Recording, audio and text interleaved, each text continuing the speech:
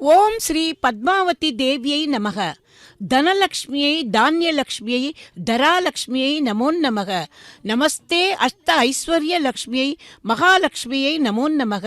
பக்தர்களே, அந்த ஸ்ரீ மகாலட்சுமியின் அம்சமான ஸ்ரீ பத்மாவதி எனும் அலர்மேல் மங்கை தாயாருக்கு அவளது பிராண நாயகனான சீனிவாச பெருமானோடு நடைபெறும் நித்திய கல்யாண உற்சவம் இது. இன்று வெள்ளிக்கிழமை, தாயாருக்கு உகந்த நாள். ஆகவே அந்த தாயாரின் திருவருளை பெறுவதற்கும் மிகவும் உகந்த நாள் அல்லவா? இன்று அந்த தாயாருக்கு நடைபெறும் இந்த திருக்கல்யாண உற்சவத்தை தரிசித்து அந்த தாயாரின் திருவருளை பெறுவதற்கு பக்தர்கள் அனைவரையும் வரவேற்பது திருமதி டி.கே. லட்சுமி கிருஷ்ண சுவாமி.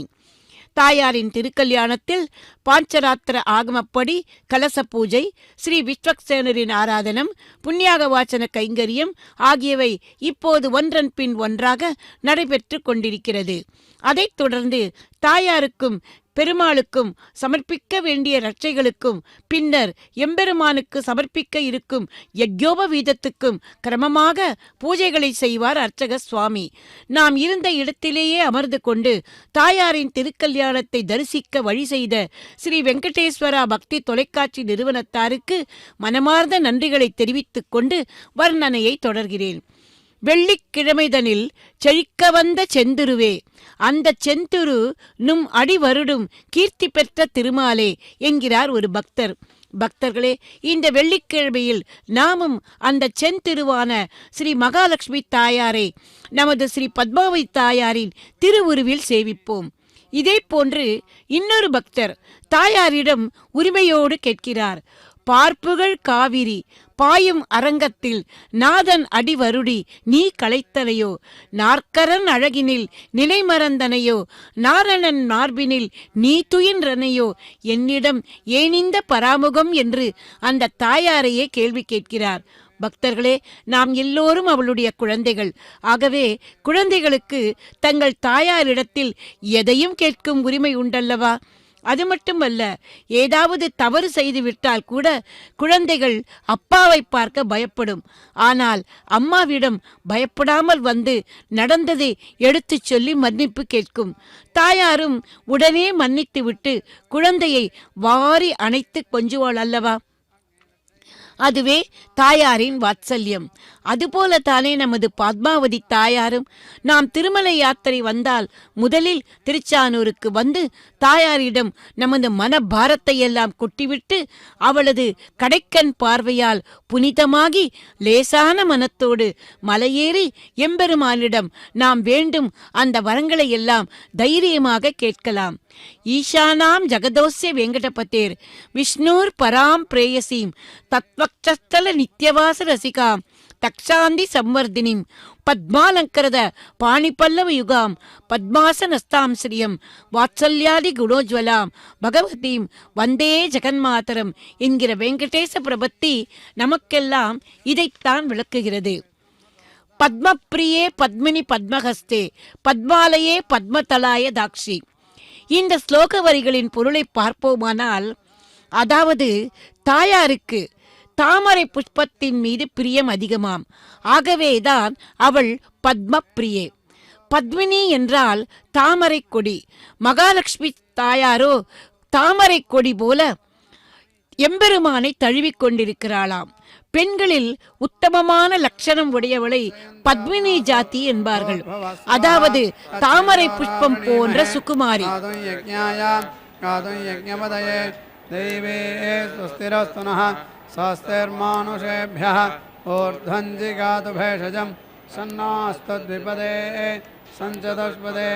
ஓம் சாந்தி சாந்தி சாந்தி.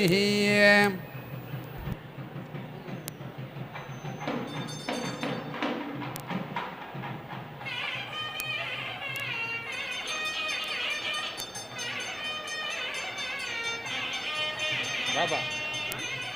பாபா பாபா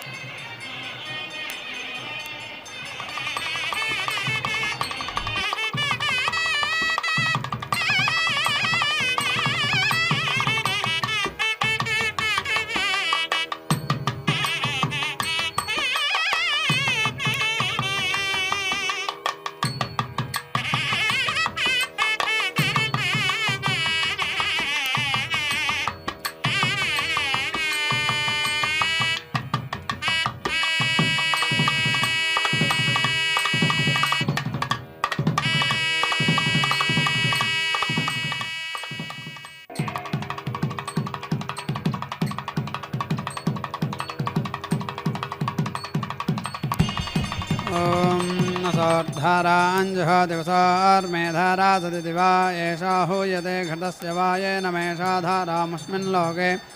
पिन्वमानोपतिष्ठत आज्येन जुहोति तेजो वा आज्यं तेजो वसोर्धारा तेजसैवास्मै तेजो वरुन्धे धो कामा वै वसोर्धारा कामानेवावरुन्धे यं कामयेत प्राणानस्यान्नाद्यं विच्छिन्द्यामिति विग्रहन्दस्य जुहुयात् प्राणानेवास्यान्नाद्यं विच्छिनद्ति यं कामयेत प्राणानस्यान्नाद्यकं सन्तनुयामिति सन्ततान्तस्य जुहुयात् प्राणानेवास्यान्नाद्यकं सन्तनोति द्वादशद्वादशानि जुहोति द्वादशमासा संवत्सरेणैवास्मान्नमवरुन्धेन्नं च मे क्षुच्चमैत्याहैतद्वा अन्नस्य रूपकं रूपेणैवान्नमवरुन्धेऽग्निश्च महापश्चमैत्याह एषा वान्नस्य योनिस्तयान्येवान्नमवरुन्धेऽर्धेन्द्राणि जुहोति देवता एवावरुन्धे यत्सर्वेषामर्धमिन्द्रप्रति देवतानां भूयिष्ठभाक्तमैन्द्रमुत्तरमाहेन्द्रियमेवास्मिन्नुपरिष्टात् दधाति यज्ञायुधानि जुहोति यज्ञो वै यज्ञायुधानि यज्ञमेवावरुन्धेऽथो एतद्वै यज्ञस्य रूपकं रूपेणैव यज्ञमवरुन्धेव वृतश्च मे स्वगाकारश्च मैत्याह स्वगाकृत्या अग्निश्च मे घर्मश्च मैत्याहैतद्वै ब्रह्मवर्चसस्य रूपेणैव ब्रह्मवर्चसमवरुन्धरक्ष मे सामजमैत्याहैतद्वै छन्दसागं रूपकं रूपेणैव छन्दागस्य वरुन्धे गर्भाश्चमे वत्साश्चमैत्याहैतद्वै वसोनागं रूपकं रूपेणैव वसो न वरुन्धे कल्पाञ्जुहोति क्लुप्तस्य क्लुप्तैयग्मदयुजे जुहोति सनत्वायोत्तरावती भवतोऽभिक्रान्त्या च मे तिस्रश्च मैत्याह एव छन्दसं वा एका च तिस्रश्च मनुष्यछन्दसं चतस्रश्चाष्टौ च देवछन्दसं चैव मनुष्यछन्दसं चावरुन्ध आत्रयस्त्रिगं सदो जुहोति त्रयस्त्रिगं सद्वै देवता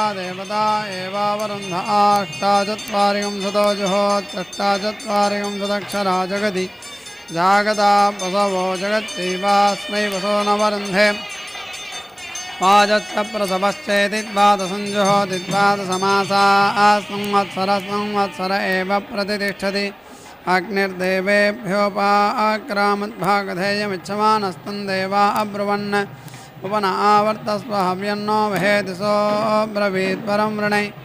अक्यमेव वाजप्रसवीयं जुहवन्निति तस्मादग्नये वाजप्रसवीयं जुह्वति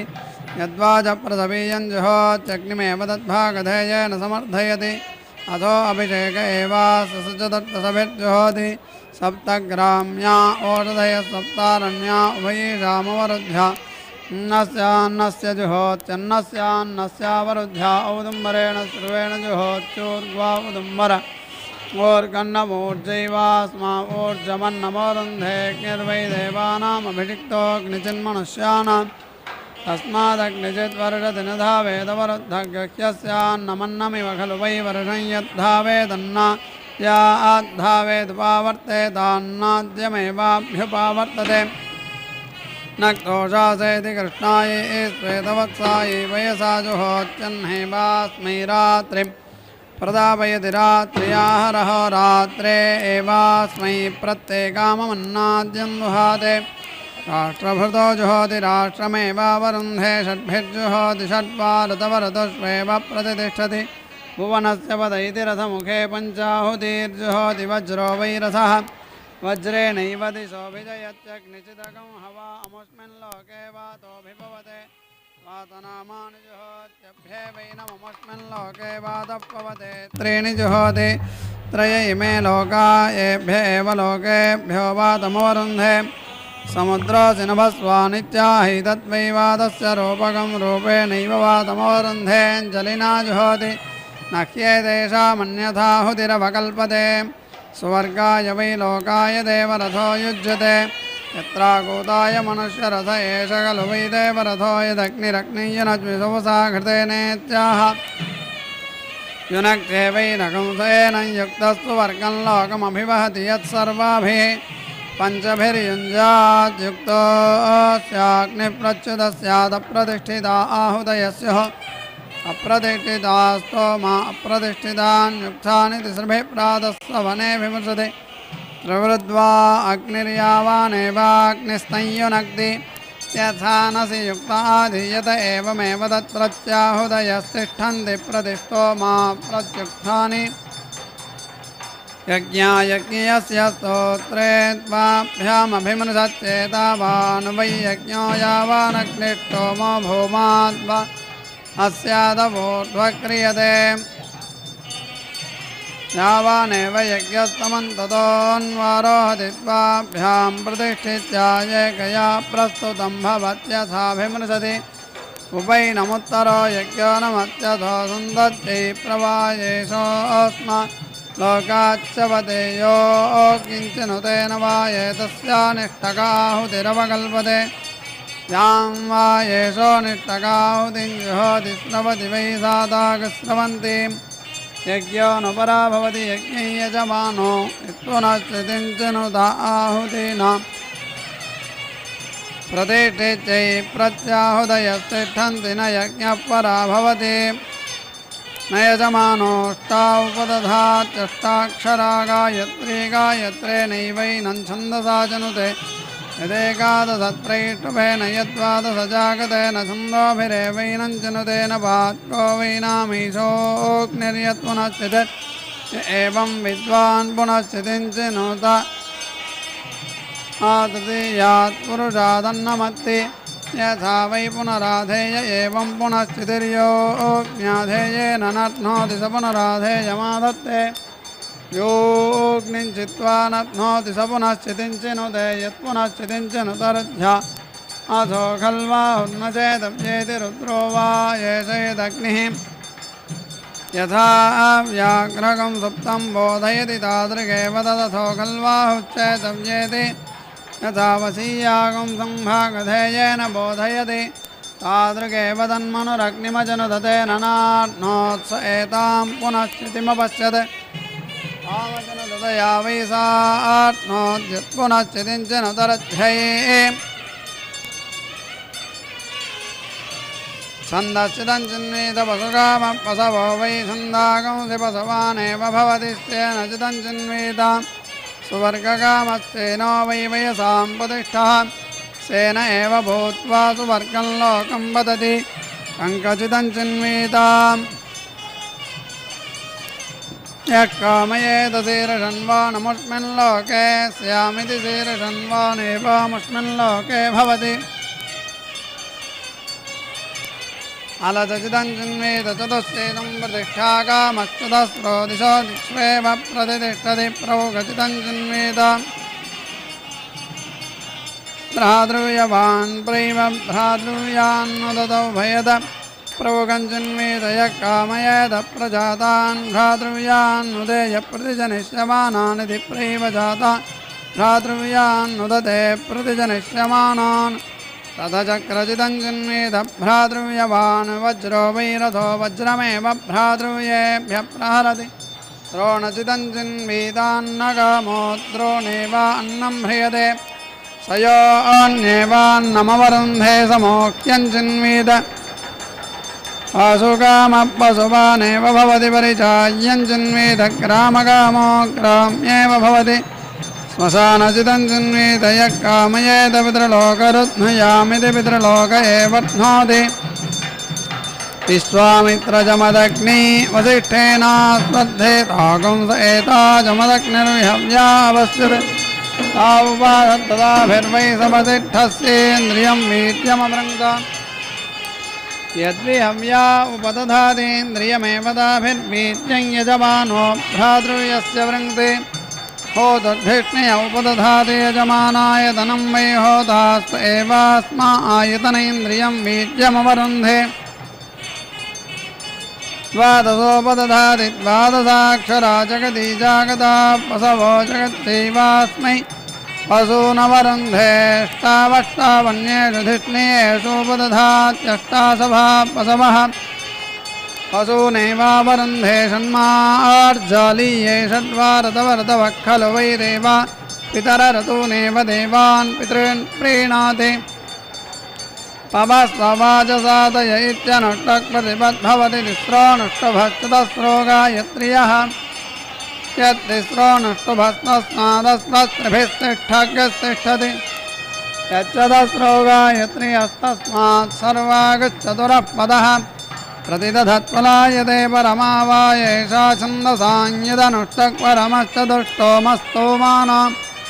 परमस्त्रिरात्रो यज्ञानां परमोऽश्वपशूनां परमेनैवैनं परमदाङ्गमयत्येकविकंसमहद्भवति यस्मिन्नश्वा लभ्यते द्वादशमासा पञ्चत्ववस्त्रय इमे लोका असावादित्येकविकंसः एष प्रजापतिप्राजापत्यो स्वस्तमेव साक्षादृध्नोति सक्वरय पृष्ठं भवन्त्यन्यदन्यच्छन्दोऽन्येन्नेव एते वसव आलभ्यन्त उदेव ग्राम्या उदेवारण्या यच्छक्वरय पृष्ठं भवन्त्यस्वस्य सर्वत्वाय पार्श्वरश्मं ब्रह्मसामं भवति तस्मिना वा अश्वो यतयेश्वरो वा अश्वो यतो प्रतिष्ठितः पराम्बरावदङ्गन्तोर्यत्वार्षरश्मं ब्रह्मसामं भवत्यस्वस्य यच्चेधच्चै सङ्कृत्यच्छावाकसामं भवत्युत्सन्नयज्ञो वा एष यदश्वमेधः कस्तद्वेदेत्याहुः यदि सर्वो वा क्रियते न वा सर्व इति यत्सङ्कृत्यच्छावाकसामं भवत्यस्वस्य सर्वत्वाय पर्याप्त्या अनन्तरायाय सर्वस्तोमोतिरात्रमुत्तममहद्भवति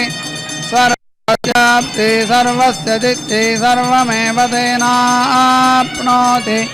सर्वं जयति यदेकेन सग्रस्थापयते यज्ञस्तुन्दत्याविच्छेदाय इन्द्रा पशवो ये मुष्कराय इन्द्राः सन्तोऽग्निभ्यः आलभ्यन्ते देवताभ्यस्तमदन्नधात्याग्नेये सृष्टुभः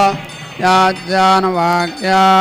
कुर्याद्यदाग्नेयेस्तेना आग्नेयाय त्रष्टुभः तेनैन्द्राः समृद्धेन देवताभ्यस्तमदन्नधाति वायवे नियुत्वतेजो परमालभते तेजोऽग्नेर्वायुस्तेजस एषा लभ्यते तस्मात् वायुर्वादित्रयं अग्निर्दहति त्वमेव तत्तयजोऽन्वेति यन्न नियुत्वते स्यादन्मा आद्येत् यजमानो नियुत्वते भवति यजमानस्यानुन्मादाय वायुमते श्वेतवति याज्ञानुवाक्ये भवतः स तेजस्त्वाय हिरण्यगर्भः समवर्तताग्रहीत्याघारमाघारयति प्रजापतिर्वै हिरण्यगर्भः प्रजापतेरनुरूपत्वाय सर्वाणि वा एष रूपाणि वसूनां प्रत्यालभ्यते यक्ष्मशृणस्तत्पुरुषाणागं रूपं यत्तो परस्तदस्वानान्यदन्यतो दन्तद्गवान्यदव्याय वसभास्तदवीनां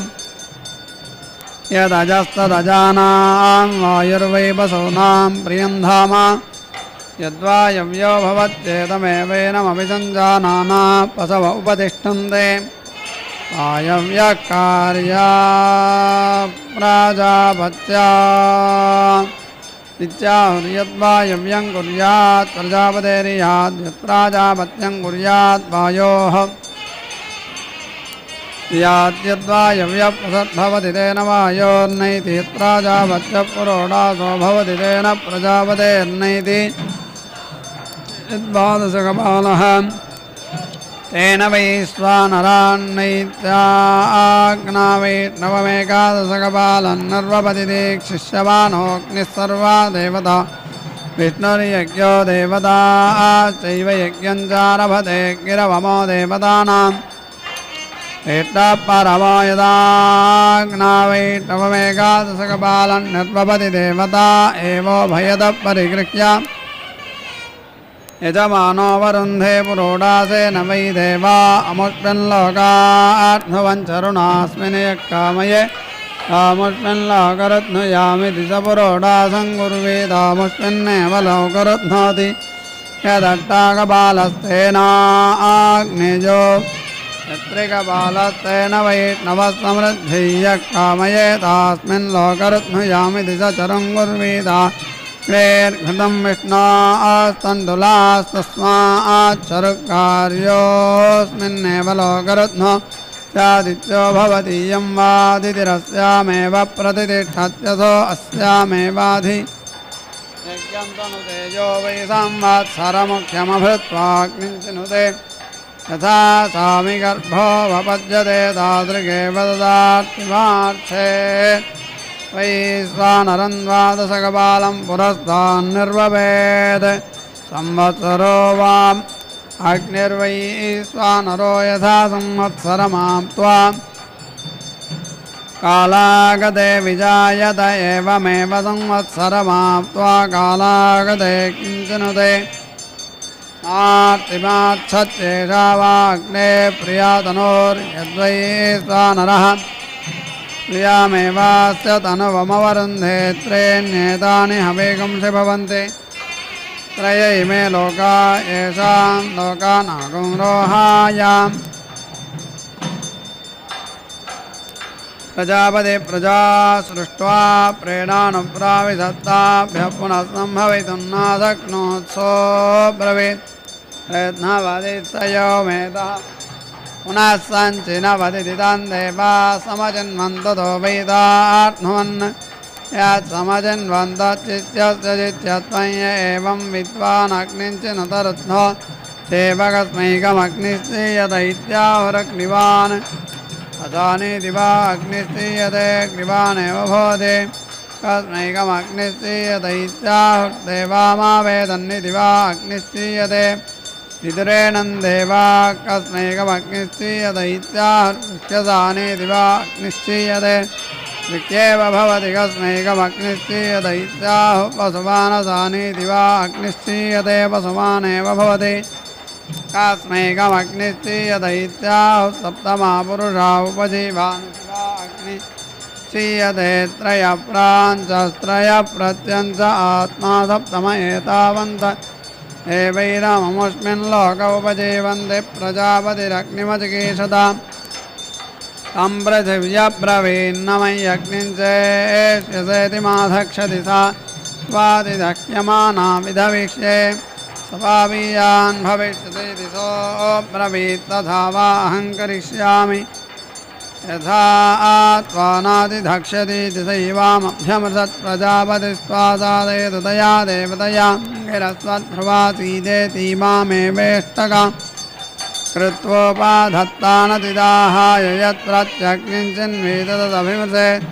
प्रजापतिस्त्वासादयतु तया देवतयाङ्गिरस्वध्रुवासीदेतीवामेवेष्टका कृत्वोपधत्तेन तिदाहाय प्रजापतिरकामयत प्रजायेजेति स एतमुख्यमपश्यत्तकं संवत्सरमविभस्ततो वै स प्राजायत तस्मात् संवत्सरं भार्यप्रैव जायते तं वसवो ब्रुवन् प्रत्वमजनिष्ठा वयं प्रजायामः इति तं वसुभ्यः प्रायच्छत्तन्त्रीण्यः अन्यविभरुस्तेन त्रयस्त्रिकं सदञ्च तस्मात् अहं भार्यप्रैव जायते तान् रुद्रा अब्रवन् प्रयोयमजनिध्वं वयं प्रजायामः इति तगं रुद्रेभ्यः प्रायच्छन् तगं षडः अन्यविभरुस्तेन त्रीणि च सदान्यसजन्त त्रयस्त्रिकं सदञ्च तस्मात् षडहं भार्यप्रैव जायते तानादित्या अब्रुवन् प्रयोयमजनिध्वं वयं प्रजायामः इति तमादित्येभ्यः प्रायच्छन् तन्वादसाः अन्यविभरुस्तेन त्रीणि च सदान्यसजन्त त्रयस्त्रिकं सदञ्च तस्मात् द्वादसाहं भार्यप्रैव जायते तेन वै ते सहस्रमसृजन्तो खागं सहस्रतमीं य एव मुख्यकं साहस्रं वेद प्रसहस्रं पशूना आप्नोति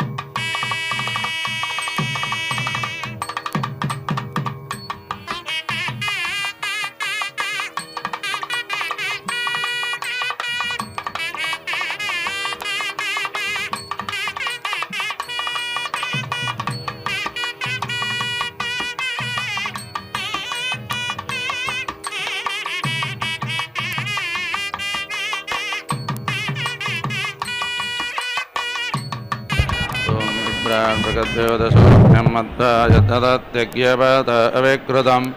पाताजोदोजो आभिरक्षादित्मना प्रजापोषपुरुधा विराजति उदुत्यं जातवेदसं देवं वाहन्ति केतवाः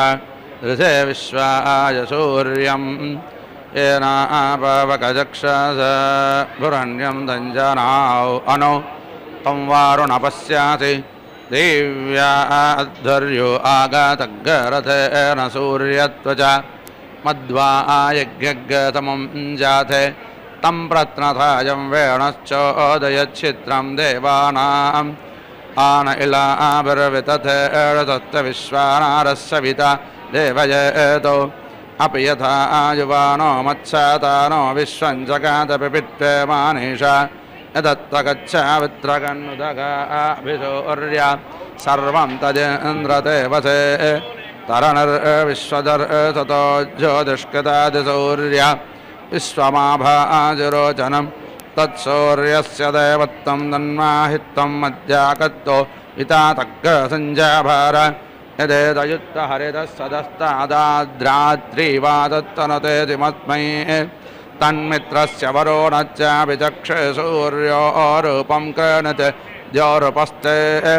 अनन्तमन्यतृषादस्य पादकृष्टमन्यद्धरितः सम्भारन्ति भन्मः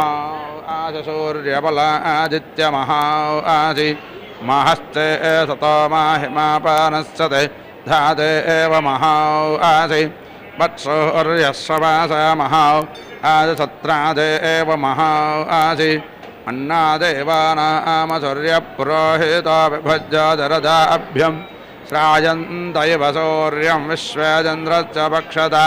वसो न जाते जनामान ओजस प्रतिभागं नदीदिमा अद्यादे एव उदिता सूर्यस्य नरग्गात् सुभृता निरावद्यात् तन्नो मित्रो वरुणो मामहन्त मदे दिश्यन्तो पृथिवी उतद्यौः आकृष्टेन रजस वर्तमानो निवेशयन्नमृतं मर्त्यञ्च हिरण्यजेन तवितारतेन देवो जाति भुवनानि पश्यन् समास्त्वाग्नरतवो वर्धयन्तु संवत्सर वृषायो जाने सत्य सन्दिव्येन देदिरोचनेन विश्व आभाहि प्रतिसत्यतस्तः सञ्चेदस्वाग्ने प्रजाबोधयैरमुच्चादिष्टमहते सौभागाय आचार्षतुपसत्तादे अग्ने ब्रह्माणस्ते यतः सन्तु मान्ये तामग्ने वृणते ब्राह्मण इमे शिवो अग्ने संवराणे पवनः सपत्नानो अभिमाददिच्च स्वेगजे जाह्क्यप्रायच्छन् इहैवाग्ने अदेदारयारयम् त्वानिक्रन्वोरवजतो निकारिणः क्षत्रमग्ने सुयमामत्ततुभ्यापदत्त वर्धतान्ते अनिष्टुतः क्षत्रेण अग्ने स्वायुत्सङ्करावत्समित्रेण अग्ने मित्रतजयतस्त्वा सजातानां मध्यमत्ताय धिर यामग्ने विहव्यदिः अतिनिह अतिश्रद्धाच्च जत्यमत्यरादिमग्ने विश्वाग्यग्ने दुरितादगच्छाद त्वम्भ्यग्नसकवीरग्रयन्दाः अनादृश्यो जातवेद अनष्टतो विराळग्ने क्षत्रवृद्धिदेह विश्वासा अप्रमुञ्जन्मानोषि वियशिवाभिरद्यपरे पाहिनो वृजे बृहस्पते सवितर्पोदयेनग् सग्गदिदञ्जित्यन्तराङ्गसग्गशेषाधि वर्धयेनं महते सौभागाय विश्वाय नमनो मदन्तु देवाः नमोऽत्र भूयाददयत्यमस्य बृहस्पते अभिदत्तेरमुञ्जः प्रत्योगतमत्यनामत्यमत्म देवानामग्ने विषजादतीभिः उद्वयन्तमादत्तरित्वपत्यन्त उत्तरम् एवं देवत्रा सूर्यमकन्म ज्योतिरुत्तमम् ऊर्ध्वात्समितो भवन्त्योर्ध्वा शुक्रादो दिग्गशग्नेः द्युमत्तमासुप्रतीकस्य सूनोः तनो न पादसोरो विश्ववेदा देवो देवेषु देवः अथो अनत्वमध्वागतेन मध्वा यज्ञन्नक्षते प्रेरानो नरादग्गतो अग्ने शुक्रदेवस्य पिता विश्ववारः अच्छाजमेदसवासा गतेन एलानो वह्निर्नमस अग्निगस्य च अद्धरेषु प्रयत्स स यक्षतश्च महिमानामग्ने स येयं मन्त्रासु प्रयताः अदच्च अदष्टवदधातामच्च द्वारो देवीरन्वच्च विश्वे व्रतादन्ते अग्नेः कुरुव्यजाधोधाम्नापत्यामानाः ते अस्तयोषाणे दिव्येन योनाः उषाधानत्ताः इमं यज्ञमावतामद्धरन्नाः देव्या ओदर ऊर्ध्वमद्धरं नोऽग्ने जिह्वामभिक्रणीतं कृणदन्नष्टे तिस्रा देवीर्बर्हिरदग्गदादन्तिलादरस्वते महे गृह्णान तन्नस्तदेवमद्भुतं पुरुषस्तष्ठा शिवीरं राजत्पोषं विश्यानाभिमस्मे मनस्पदेवासृजाररानत्मना देवेषु अग्निर्हव्यग्गदामितादुदयाति अग्ने स्वाहा गुणहि जातवेद इन्द्राय हव्यं श्वदेवा अभिरजं जोषन्तां एव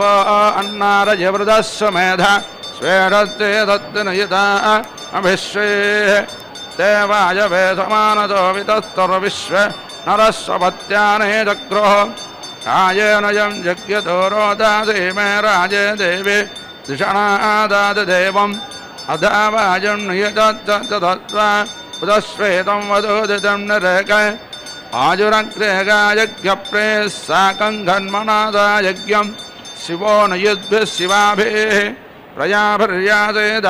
स्वाग्गसमच्छान युद्भिर्वाय इष्टयेदुरोणे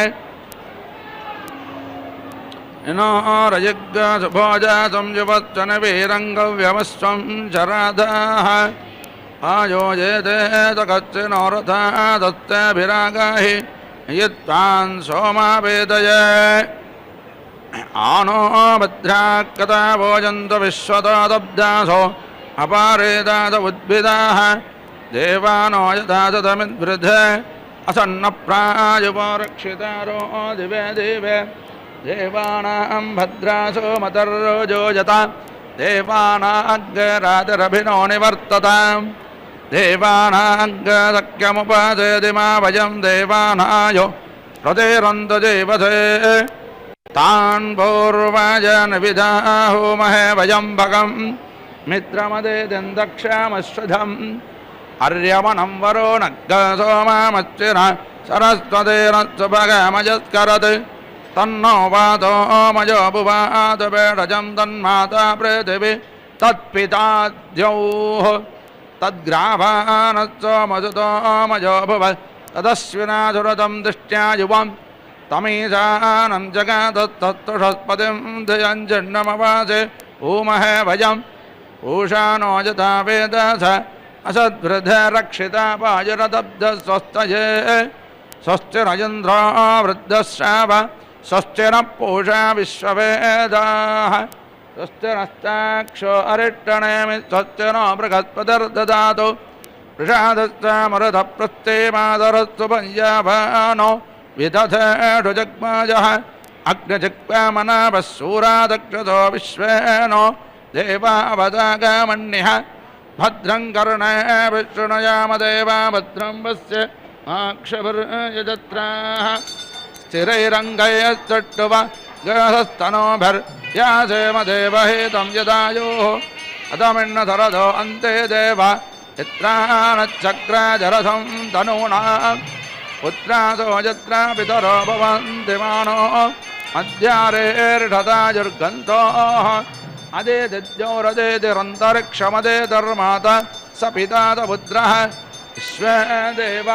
अदेति पञ्चजना अदेतिर्जातमदेतिर्जनित्वम् यचं वाचं प्रपद्ये मनो यजो प्रपद्ये सामप्राणं प्रपद्ये चक्षुश्रोत्रं प्रपद्ये ஆகோஜசகோஜமயப்பிராணாபானௌ நன்ம அச்சித்ரம். விந்தைகள் புரியும் திருமகளே வீரலக்ஷ்மியே, வித்தைகள் தரும் திருமகளே வித்யாலக்ஷ்மியே, சத்திய ஞானம் அருள்பவளே ஞானலக்ஷ்மியே, பரம கிருபாகரியான காருண்ய லக்ஷ்மியே, வேங்குழல் இசையில் எழுபவளே நாதலக்ஷ்மியே, இயலாய் இசையாய் ஆனவளே கீதாலக்ஷ்மியே, திருமாலின் திருமார்பில் வீற்றிருப்பவளே ஸ்ரீ மகாலட்சுமியே, என் உள்ளமதில் குடியேற வருவாயே பத்மலக்ஷ்மியே என்று இந்த ஸ்ரீ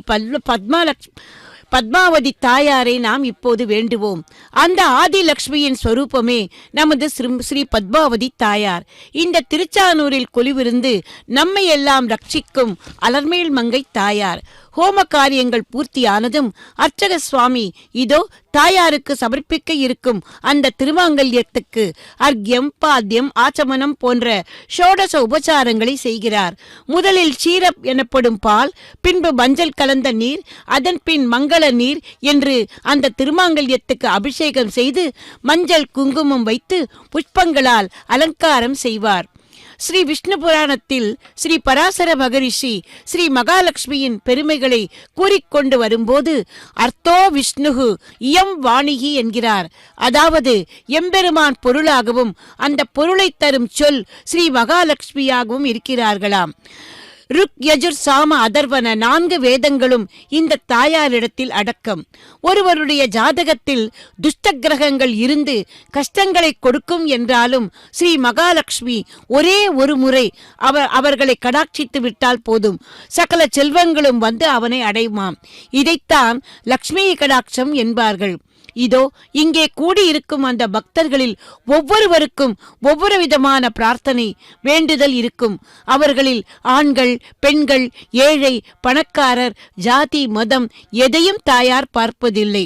பாரபட்சம் எதுவுமின்றி தன்னை நாடி வரும் பக்தர்களுக்கு வேண்டிய வரங்களை அள்ளித் தருகிறாள் இந்த வைபவலட்சுமி. பக்தர்களே, ஆனால் ஒன்றை மட்டும் கவனத்தில் கொள்ள வேண்டும். நம்முடைய வேண்டுதலும் பிரார்த்தனையும் நல்லவையாக இருக்க வேண்டும். அதனால் மற்றவர்களுக்கு தொந்தரவோ உபத்திரவமோ இருக்கக்கூடாது. ஒருவரை ஏமாற்றி பொருள் சேர்ப்பது திருட்டு தொழில். அது நன்றாக நடைபெற வேண்டும் என்று வேண்டலாமா? கூடவே கூடாது. ஒரு வியாபாரி கலப்படம் பண்ணி ஜனங்களை ஏமாற்றுபவன் அந்த வியாபாரம் செழிக்க வேண்டும் என்று வேண்டலாமா? அதுவும் தவறு. அதை அந்த தாயார் ஏற்றுக்கொள்ளவே மாட்டாள். மாறாக தாயார் என்ன செய்வாள் தெரியுமா? எந்த வழியிலாவது அவனை திருத்தி நல்வழிப்படுத்துவாள். அப்படி நல்வழிப்படுத்தி அவன் கேட்ட வரன்களை, அதுவும் நல்ல வரன்களை தருவாள் தாயார். மகரிஷி வால்மீகியை நினைவு கொள்ளுங்கள். கல்வனாக இருந்த அவரை ஸ்ரீமத் ராமாயணம் எழுதும் அளவு நாரத மகரிஷி மாற்றவில்லையா? காட்டு வழியில் கல்வனாக திரிந்த திருமங்கை மன்னனை அவரது செவியில் அஷ்டாட்சர மந்திரத்தை ஓதி திருமங்கை மன்னனாக மாற்றவில்லையா? அதுபோல தாயாரும் தன்னை வேண்டுபவர்களை நல்வழிப்படுத்தி உண்மையான புருஷனாக்குகிறாள். இதோ தாயாருக்கு திருமாங்கல்ய தாரணம். पितृकेतप्रभानाभान् सम्भान् चोदिष्मागस्तेजस्वानादभग्रस्तवन्नभिधवन्ने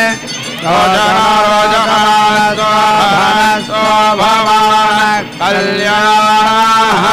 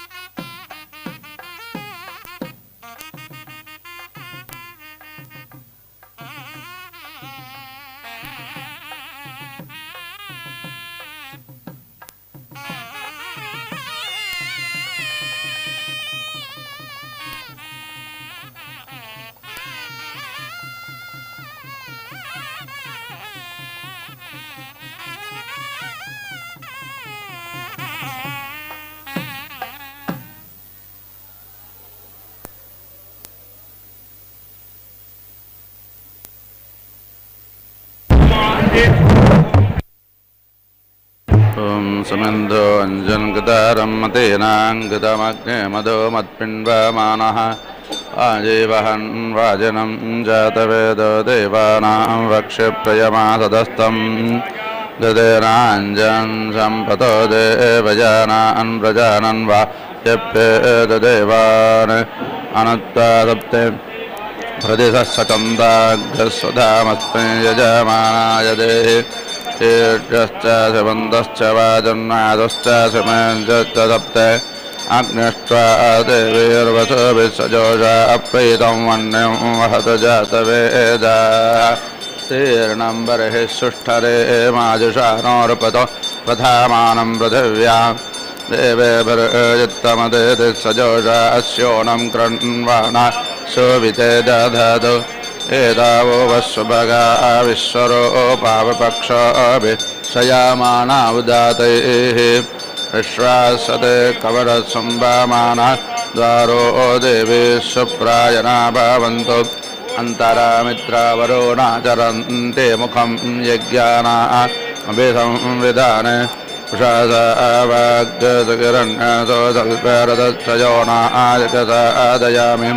प्रथमावाग्रसरथिना सुवर्णा देवो पश्यन्तौ भुवनान् विश्वा पूर्णाहुतिमुत्तमाञ्जुहोदे सर्वं वै पूर्णाहुते सर्वमेवाप्नोदे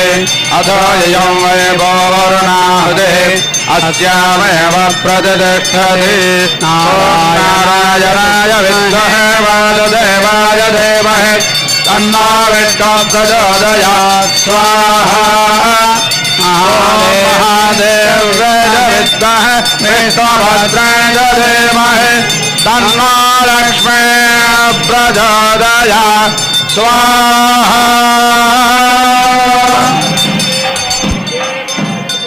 षट्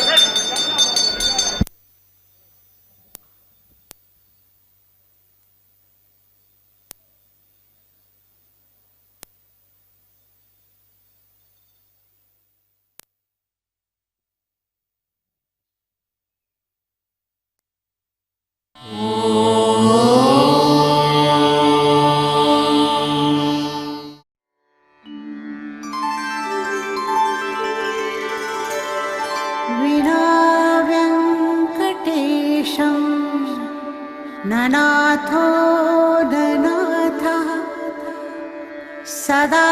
वेङ्कटेशं स्मरामि स्मरामि हरे वेङ्कटेश प्रसीद प्रसीद प्रियं वेङ्कटेश प्रयच्छ प्रयच्छ